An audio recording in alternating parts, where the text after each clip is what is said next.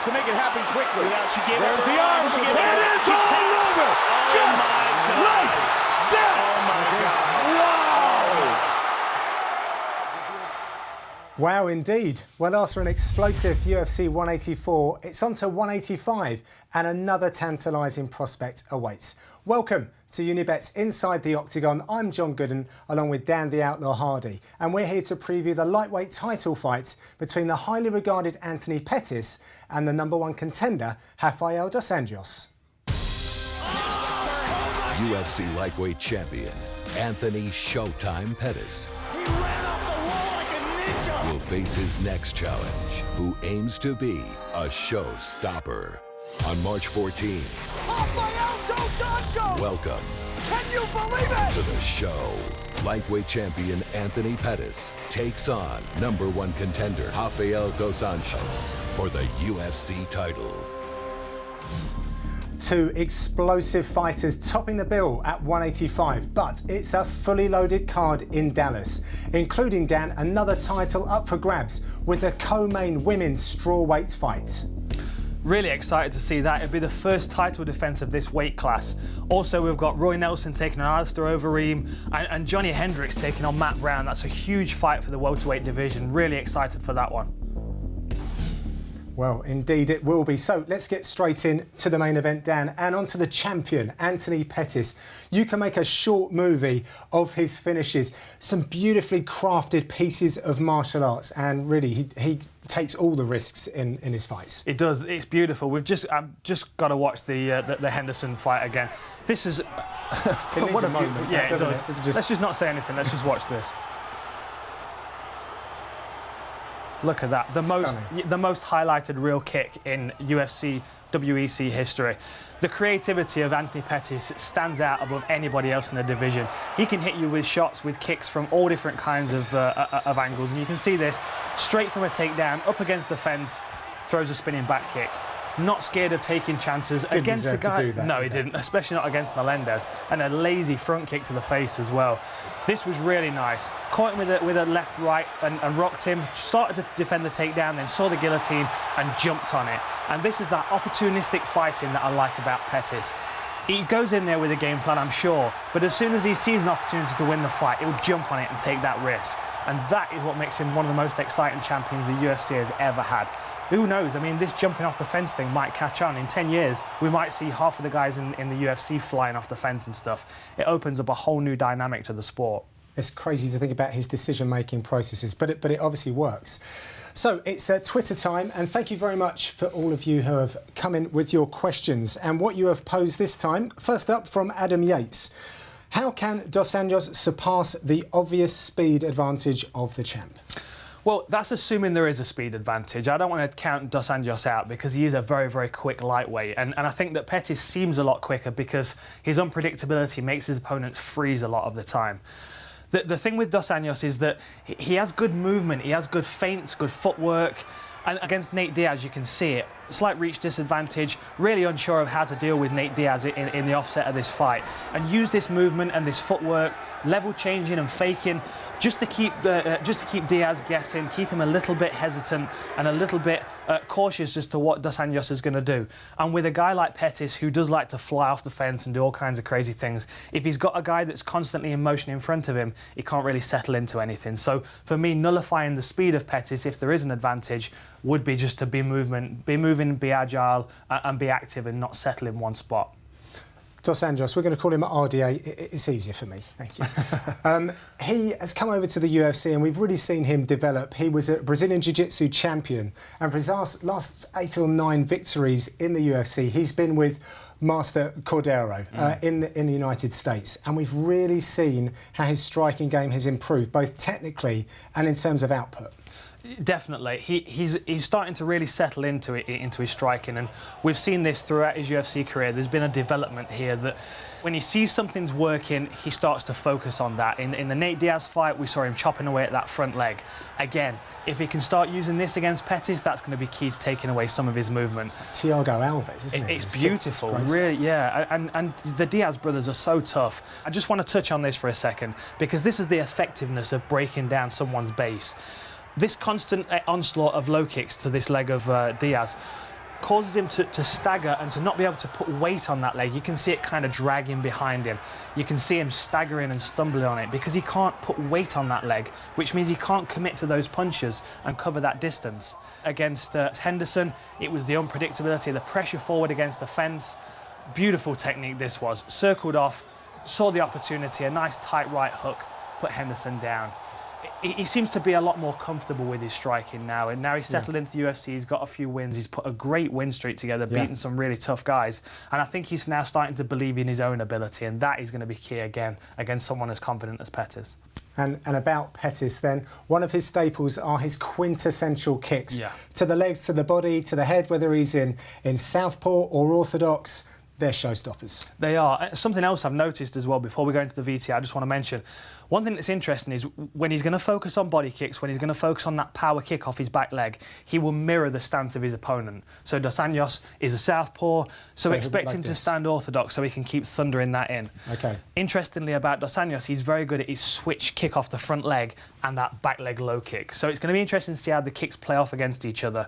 Obviously, Dos Anjos is much more of a classically trained striker, whereas Pettis has got all kinds of crazy techniques. Crazy trained striker. Exactly that. So if we have a quick look at this now, you can see the strikes that are really very effective for Pettis. That a beautiful knee to the face, and this shin to the body.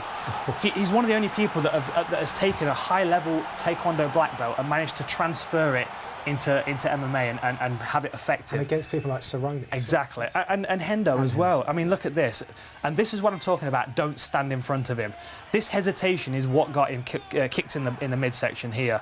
And when Pettis realised that he could do it over and over again, he just started pouring it on. We see 4 in a row here.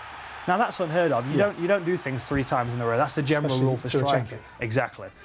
And here, the unpredictability and the speed of his kicks means that it's very difficult to cover. Joe Lozon there for a second looked like he was bringing his hand forward to stop a punch, then he brought his arm down like he was going to stop a body kick, and the kick caught him in the neck. He can focus on one particular area and wear that down and then set them up for something else, which is really what Dos Anjos has got to be watching out for. And the distance of that is amazing. He always manages to connect with the shin, which just then makes it a finish straight away. One of the reasons why he's so confident with his striking and does it with reckless abandon almost, very skillfully obviously, is his ability off of his back. If he ever gets put on his bum, on his shoulders, then he can throw all sorts of things up from his guard. Again, something that Dos Anjos has got to be aware of if he is going to use a wrestling-heavy game plan. If he puts Pettis on his back and he ends up in his guard, he's going to immediately be on the defensive because Pettis throws things constantly. We see it all the way through his fights, and this is where his confidence comes from in his kicking. Even here in the Guida fight, he threw a kick and got it caught, lands in his guard, and immediately, as soon as he's on his back, he goes straight to wrist control and starts pulling his knee through, and you'll see him throw up this triangle. Now, he doesn't get it this time. That's not important. What is important is that he's constantly working for it. You'll see it again here. He's attempting it. Guida does a good job of trying to pass the guard, but still hip movement, shoulder movement, still attacking. Constantly trying to leap on something and trying to capitalise on a mistake that Guida's making. In the Henderson fight, we'll see this again, and this was a really nice thing. I'm just going to pause this for a second and show you this magnified. So this hand behind Pettis' head is Henderson's hand, and the hand in front of Pettis' face is Pettis' hand. So what he's doing, he's overhooking Henderson's arm to trap it there. Now it's a blue belt technique executed with black belt precision. It's a very, very basic technique, but it was perfect. Obviously now in this situation we've not got the gi to control, so he's using overhooks and locks with the arms. And now he's isolated this arm, he feels confident that he's got it. His hips are going to kick out to the side and he's going to isolate it and extend it. And this against Ben Henderson, who has been in there against some of the best guys in the world. And he's a black belt himself. Yeah, exactly. And there's just won at welterweight with a nice submission as well over one of the toughest guys around.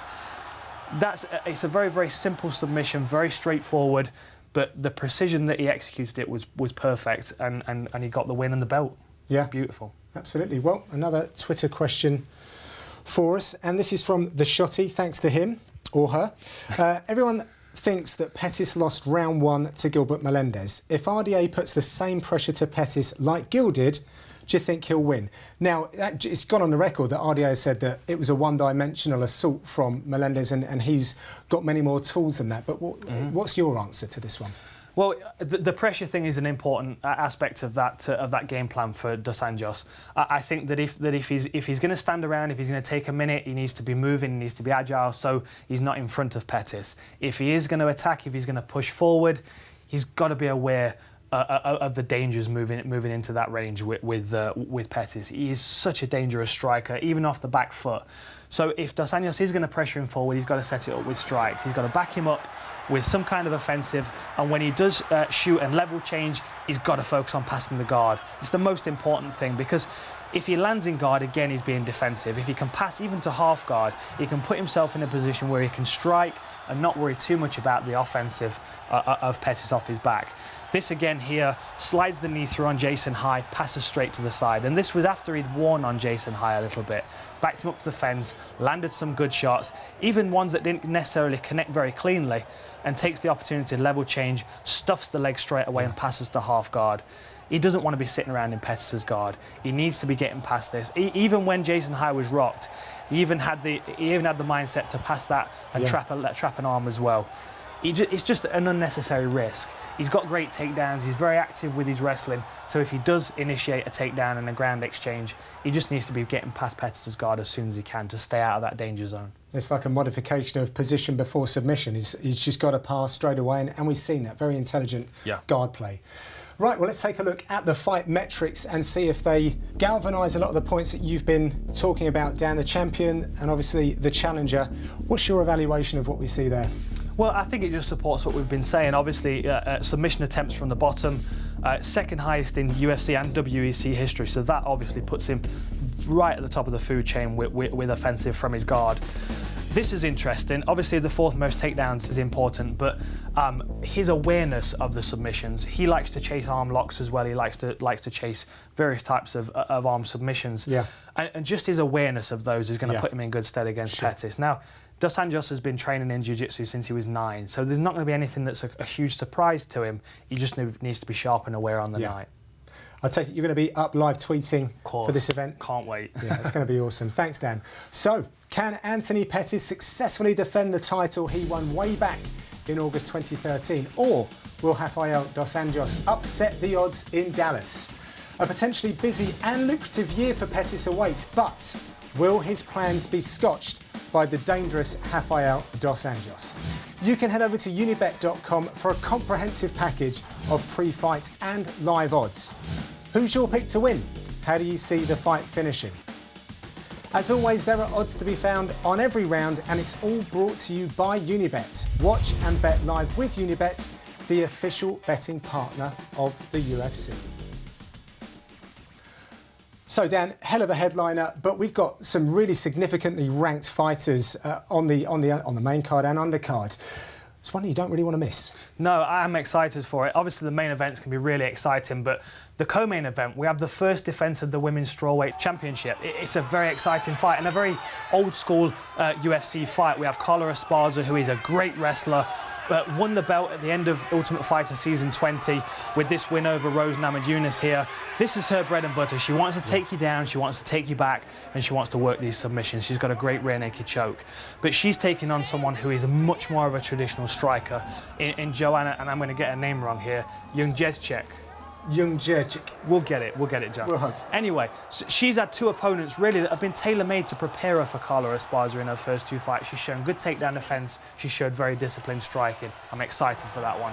Johnny Hendricks, big rig. We know what he's all about. Great to see him back. It's great to see him back. It's that big left hand of his. It's dangerous. It sends his opponents to the canvas stiff.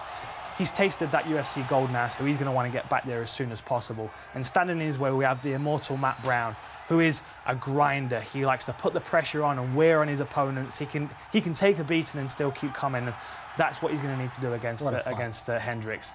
Really, really exciting.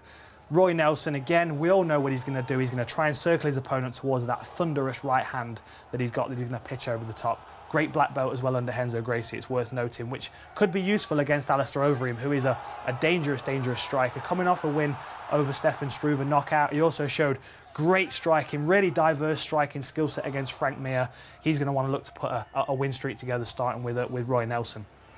Chris Cariaso, coming off his title attempt against Mighty Mouse, unsuccessful but still a very dangerous person in the division, taking on Henry Cejudo, who is Olympic gold medalist at the 2008 Beijing Games. That stands alone as a very, very impressive achievement. It's his striking that always impresses me, though. He's very aggressive, and we see with wrestlers when they come into MMA, they seem to be very, very explosive with their hands, much like Johnny Hendricks. Yeah. And I'm thinking with that forward pressure, he's going to be able to put Cariaso under a lot of stress. It's a massive card. Can't wait for it. And there's plenty more to look forward to. Next week in Rio, Damian Maia and Ryan LaFleur headline. April kicks off in Fairfax with a key featherweight bout between Chad Mendes and Ricardo Lamas. We then venture to Krakow in Poland, virgin territory for the UFC, and what a debut event awaits. A heavyweight rematch between MMA veterans Gabriel Gonzaga and Mirko Krokop. On the 18th of April, it's back to the States and a middleweight bout between Lyoto Machida and Luke Rockhold. And another big date for the diary, the eagerly awaited UFC Bantamweight Championship rematch between current title holder TJ Dillashaw and former champion Renan Barão, and that is at 186 in Montreal. And you can get all the pre-fight odds with Unibet, the official betting partner of the UFC. Dan and I will be back to preview that title fight at UFC 186. And don't forget that you can tweet us at Unibet using the hashtag InsideTheOctagon with any questions regarding those fights, and Dan and I will counter with some answers. Enjoy Pettis dos Anjos, thanks for your company, and we'll see you soon.